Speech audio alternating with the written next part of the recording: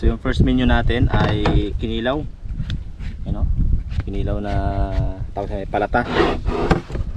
Tilapia, parang tilapia siya. Sarap to kinilaw mga ka-brothers kasi matigas ang laman nito eh. Kinilaw na palata. Kaliskisan lang natin. Tigas ang kaliskis.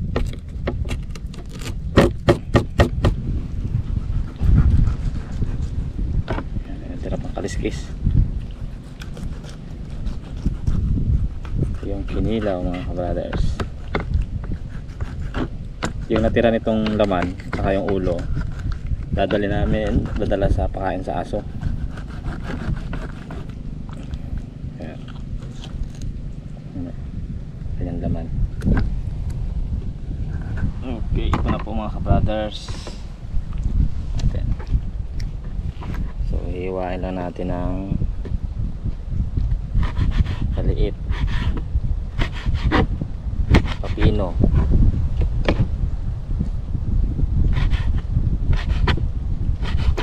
Lulutuin natin ito sa suka.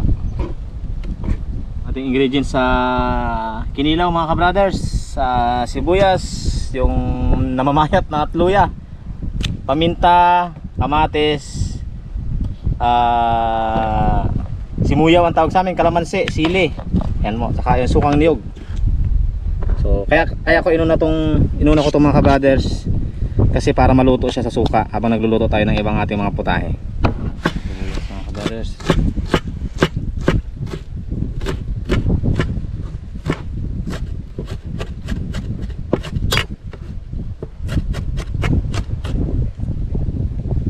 Okay.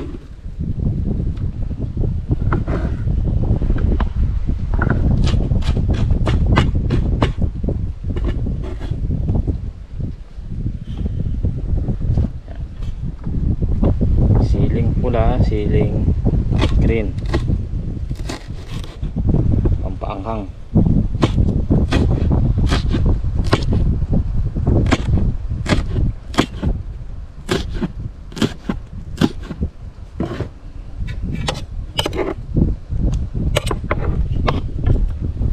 Tapos kamatis mga brothers, tatanggalin lang natin ang buto.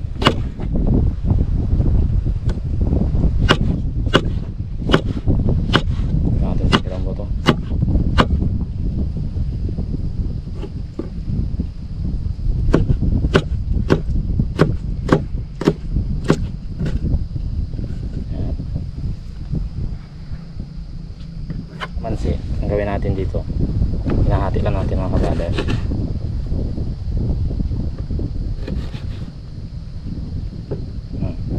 Doon na natin ilalagay yan para natin nakakot mamaya.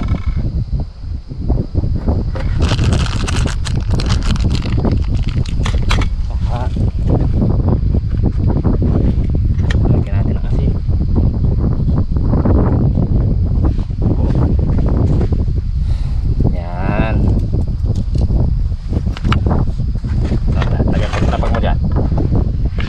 Baka dumami mamaya at pumunta sa ito ay sukang sukang niyog.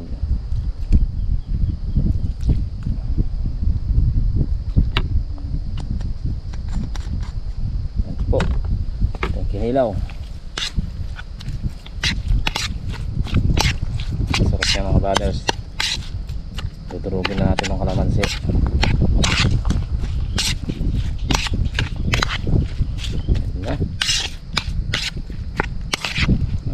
Sarap. Naamoy ko na yung lasa. Masarap talaga sa kinilaw yung yung sukang niyog. Napaka nanonood yung So dudurugin pa natin yung sili. Kasi para kami lang naman ni Eric ang kakain ito eh. Ayan. Dudurug-durugin na natin saka ang kalamansi. Ayan po. Tapos yan, naluluto na siya mga ka-brother. So habang tumatagal naluluto ang niyan. Nadagdagan na natin ng konting suka pa para maluto. suka yung pinaka-meat.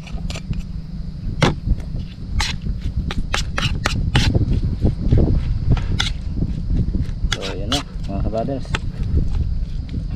i-distribute lang natin, tubog natin sa suka, sabaw ng suka yung pinakalaman niya. Yan. Okay, so yan na po yung ating kinilaw mga kabrothers. Pwede na tong lantakan, pero mamaya maya pa natin kakainin. Masarap. Tabi lang muna natin to. So ang next menu natin mga kabrothers ay ang gagawin ko, magluluto muna ako ng ng pipirito muna ako ng samaral, tapos gagata tayo ng may gulay, kalabasa, sitaw, saka may si argin. Bubudburan lang natin ng asin mga kabrothers. Yan, kunting asin lang. So yung ibang nahuli namin, dadalhin namin sa bahay para i-share sa mga kapatiran, sa Sister Mary, si Nanay, saka pang uram na rin namin nila Eric. Pero yung sarap ito kanina, samaran, laki. Sarap nito inihaw inihaw, sinigang, pinirito. Bubuhos na natin dito yung sariwang huli nating isda.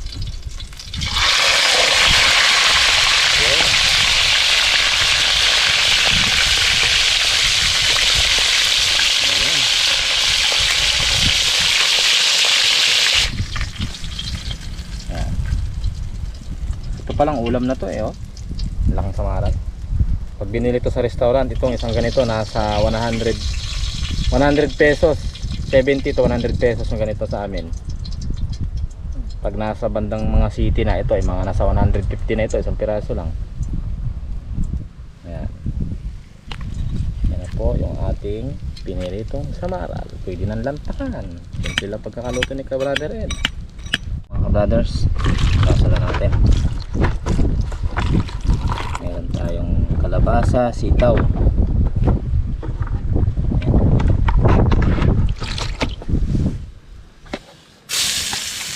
sibuyas, saka luya.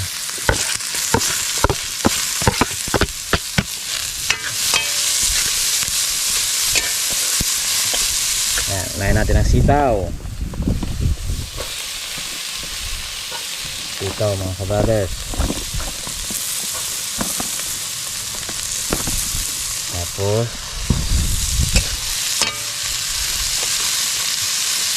lagyan na natin itong kalabasa para sabaw sila. Makulay ang buhay pag may gulay. Ito ang papahuli natin, ang malunggay, dahon ng malunggay.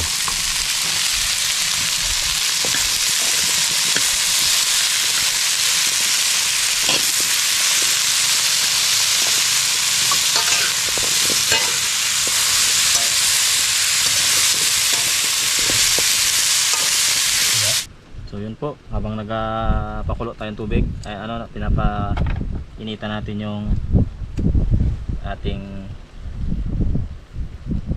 kalabasa sa low heat. Tsaka natin ito bibiakin.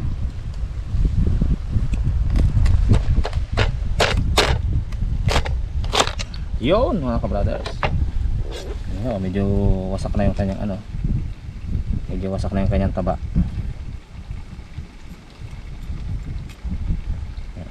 Natin dun sa tubig dagat. So kukunin lang natin yung kanyang taba.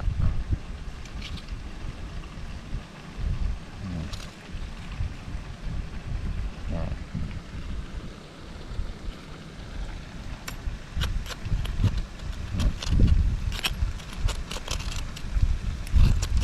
Tanggalin. Mga kabrothers, medyo mataba. Meron tayong spider shells, yung saang na isang piraso nakuha, kasama na rin natin. Ayan, ito ito yung magpapasarap sa gulay, mga brothers. Taba oh. Yun. Lagyan na natin tong ating gata ng niyog. Ihalo na natin ng konti. Nagata na ako kanina sa bahay. Yan. Unahin natin yung gata. Apurin natin yung si Archin. Yan. Ayan. Actually luto na yung kalabasa natin mga kabaders. Tinimpla ko na rin ng konting asin. So lalagay na natin itong si Archin o swaki mga kabrothers. Subukan nyo po yan sa inyo kung meron kayong swaki o si Archin, ginataang kalabasa. Napakasarap po yan mga kabrothers.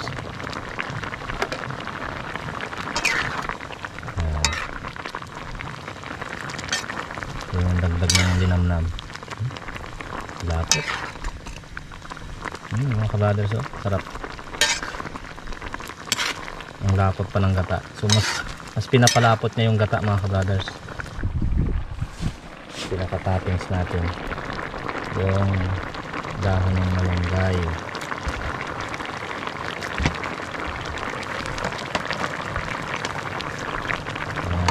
Sustansya, seafoods with malunggay, si Archin o swaki o tirik. Tikman natin.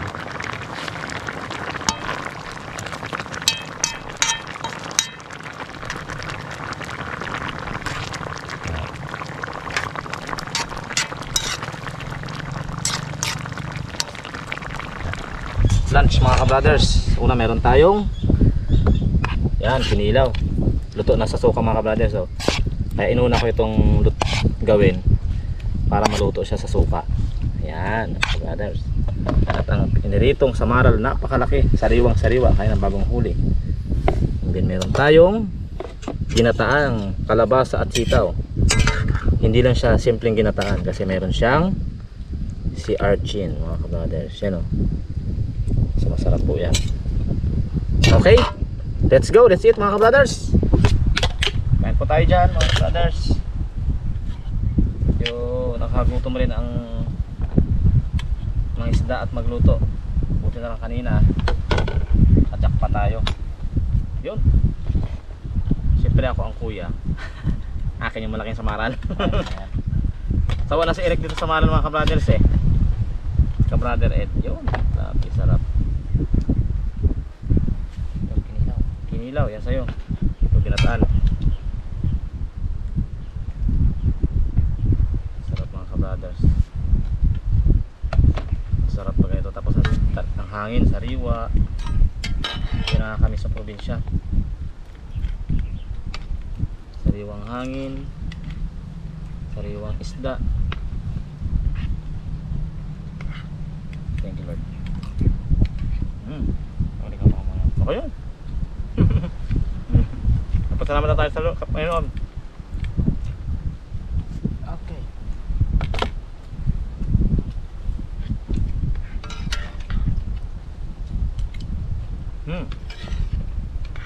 Sarap.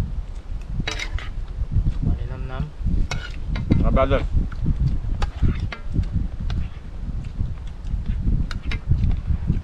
max na mas talaga yung mga ginawa ko, mga luto. Mano. Ayos.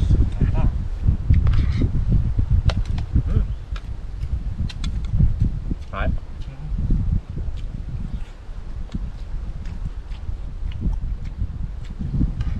Mas na mas yung ginataan sa akin ilaw. Saka pinirito.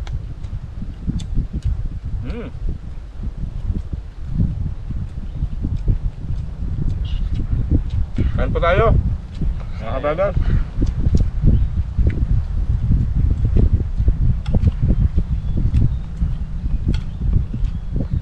Mame ilaw. Sarap.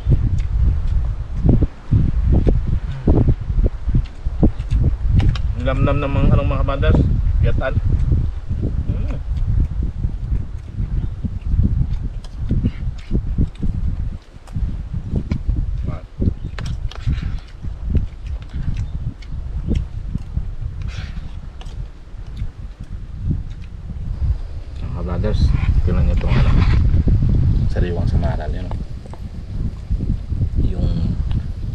kalaman niya, talagang puting puti pag kinuha mo siya dun mismo sa kanyang pagkakaluto. Look at that, so nice. And this is kinilaw, sarap mga ka-brothers. Yan, sa mga walang ulam po dyan, pasintabi lang, lagyan natin ng kunting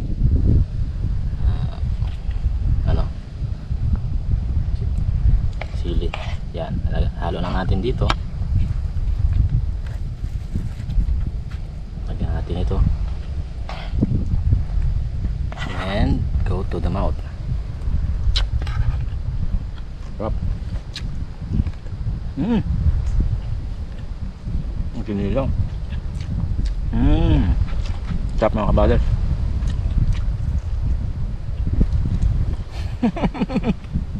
Napakasarap. Sariwang sariwa. Sarap pa ng hangin. Tahimik lang. Kain po tayo dyan.